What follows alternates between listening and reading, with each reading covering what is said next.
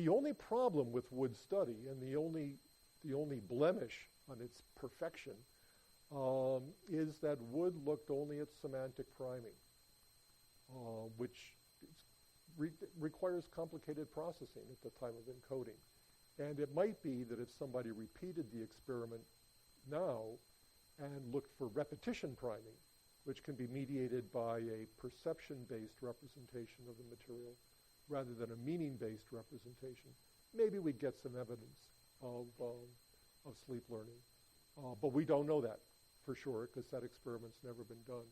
The only reason for thinking that it might be true is that when we looked at an analogous question in general anesthesia, you can get priming for material presented during general anesthesia. But that's repetition priming. There's no study that shows semantic priming for material presented during general anesthesia. So there's a little asymmetry there. But again, as far as we know, sleep learning just doesn't occur at all.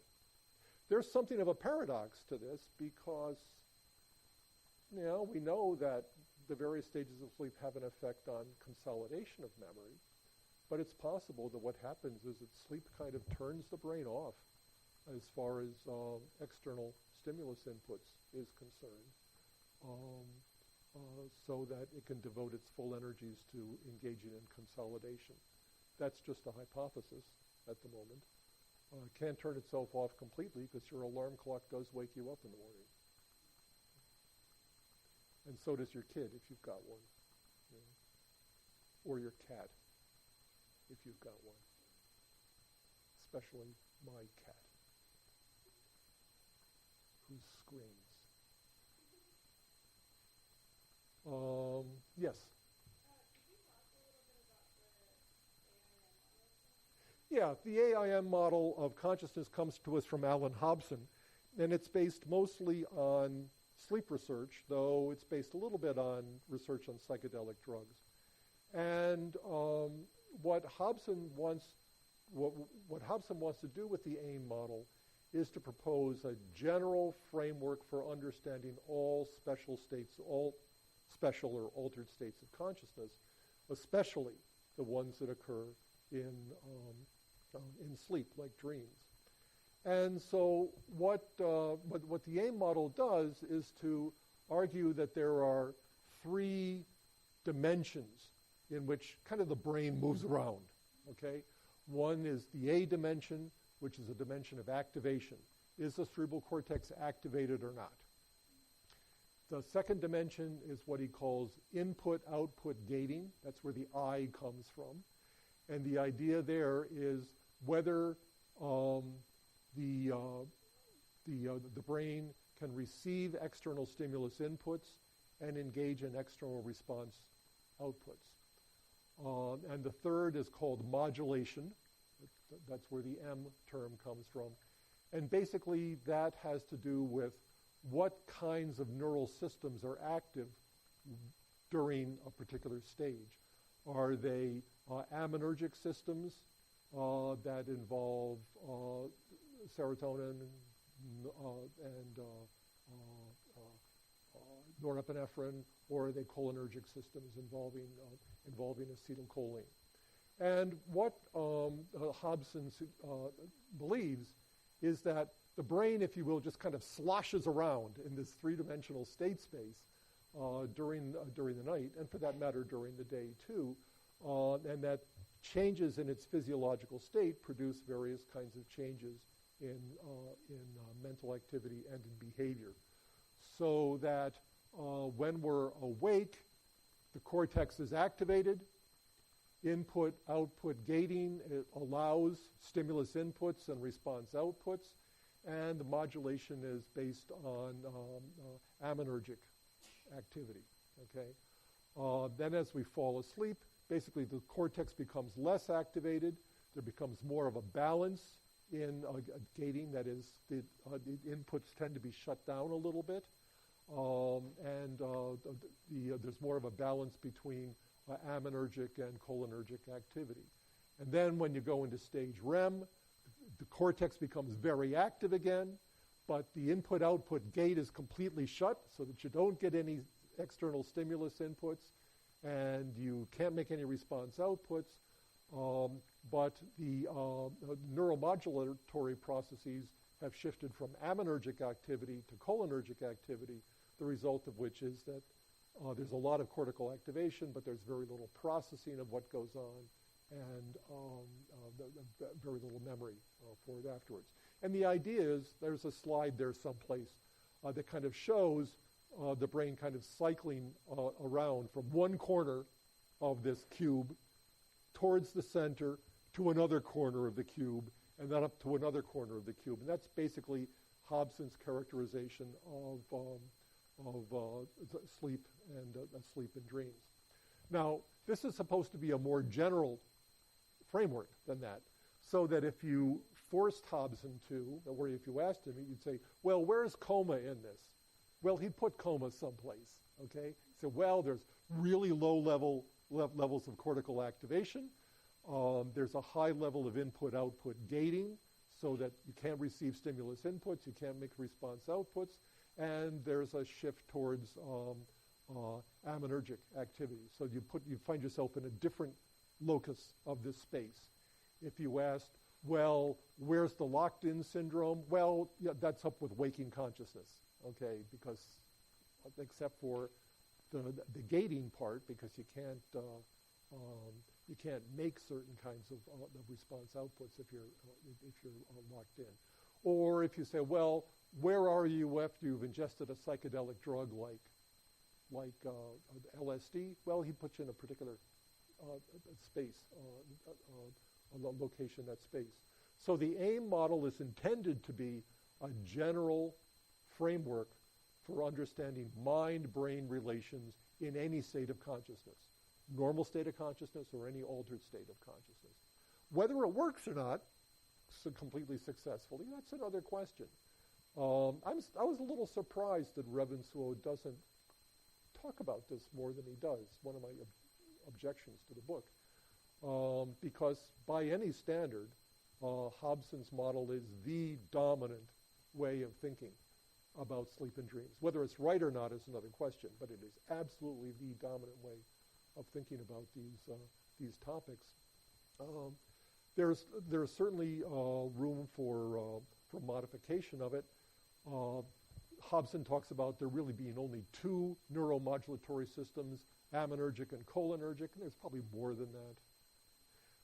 He's got two different aminergic neuromodulatory systems, one that's based on serotonin, one that's based on norepinephrine. There's probably good reason to keep them separate. So there are details that you'd want to flesh out, but the AIM model is just a way of putting mind and brain together. Was that enough? Was that too much? It was probably too much.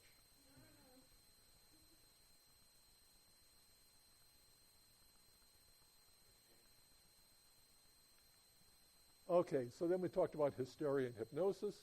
Hysteria, very rare but very intriguing, a psychiatric condition that seems to involve disruptions in consciousness.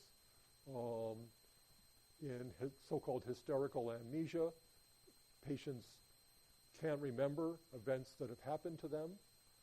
In multiple personality, you have shifts in identity and associated autobiographical memories. And in some respects, although hypnotizable people aren't by any means hysterical or prone to hysteria, nor, for that matter, the reverse, the phenomena of hypnosis seem to bear phenotypic similarities to the symptoms of hysteria. So we can get post-hypnotic amnesia, where people don't remember the things they did while they were hypnotized. You get hypnotic blindness, where people can't see things that they ought to be able to see, or hypnotic motor phenomena, where they can't engage in various kinds of voluntary motor behaviors, leading some people to suggest that maybe hypnosis can serve as a laboratory model for the investigation of pathologies like hysteria. Any questions there? Yeah. Functional paralysis is just a a loss of voluntary motor control without any brain insult, injury, or disease that's sufficient to explain it. This is a old distinction. A lot of people who teach clinical psychology don't like this distinction anymore. I think it's just great. And that's a distinction between organic and functional mental illnesses. Organic mental illnesses where there's a clear organic cause of the mental illness. We think there are such causes in, say, Alzheimer's disease, or schizophrenia, or depression, or autism, although the evidence for exactly what the neurological problem is in these conditions, except for Alzheimer's disease, we know that, is not all that convincing. And then there are functional illnesses where there just doesn't seem to be any brain damage. You know? This is a distinction Charcot actually coined when he talked about functional lesions, by which he meant it seems like there's a lesion, right? The patient is behaving as if there's a lesion, functioning as if there's a lesion, but he couldn't find any evidence for it. So whenever you see these kind of neurological symptoms that occur in the absence of any palpable evidence of brain insult, we tend to think about these illnesses as functional mental illnesses. And hysteria is just a good example. It's probably the classic example of that. Is that okay? All right. So again, there are these distinctions that kind of are overlapping: organic versus functional, somatogenic versus psychogenic. Okay, that's another one where it looks like the illness is caused by something in the body versus something in the mind. That's the general idea behind those. Now, obviously it's kind of a false distinction because we all know that the brain does it, right? But the question is, what's the most efficient or the most reasonable explanation for how people got the way they got?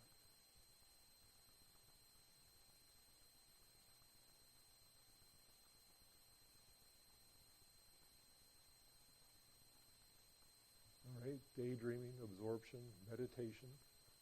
Absorption and daydreaming, states of consciousness that we all slip into all the time, probably each and every one of us at least once a day, one or the other. If you're really lucky, you get absorbed in something. If you're not so lucky, you just kind of daydream your life away. And then there's meditation, which, get back to your question here, requires an induction procedure, right? But even daydreaming and meditation, daydreaming and absorption requires some kind of induction procedure. You got to have something to be absorbed in. If you're not listening to a Beethoven symphony, you can't become absorbed in it. If you're not looking at a Jackson Pollock painting, you can't be absorbed in it. You can get absorbed in your daydreams, but even that then stands as a kind of induction procedure. Daydreaming tends to occur when your mind is allowed to wander, when it's not focused on a cognitively demanding task. So we've got all of these different terms that try to capture pieces of these alterations in consciousness that are produced basically by altering attention